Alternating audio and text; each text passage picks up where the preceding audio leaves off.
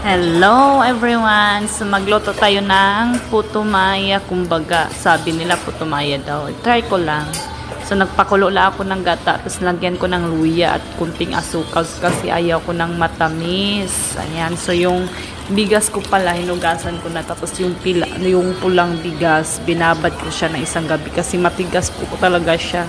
So, mas okay pala to lutuin kaysa biko kasi ang biko, mahirapan kang maghalo-halo. Ito kasi, ayan, hinahalo-halo ko lang ng kunti kasi nga yung tubig, yung kumbaga yung gata, masabaw pa siya. So, hinintay ko siyang maging malapot na wala ng sabaw. Tapos, itatransfer ko siya para mag-i-steam. So, hindi na ako maghalo-halo ng halo kung kailan maluluto siya. So, maganda po talaga siya as in hindi ka mapapagod.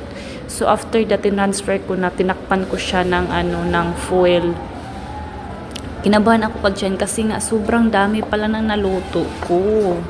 Tapos, yung steamer ko konti lang. And then, pagtakip ko ng foil, parang hindi siya naluluto. Tinitingin ko, parang kinakabahan talaga ko kasi nga parang wala siyang nangyari. So, ang ginawa ko, binutasan ko yung foil kasi nga siguro yung singaw ng hindi siya nakahalabas. Kasi nga sarado. So, ayan, okay na siya. Makakain na ako. Masarap. Bye-bye! Thank you!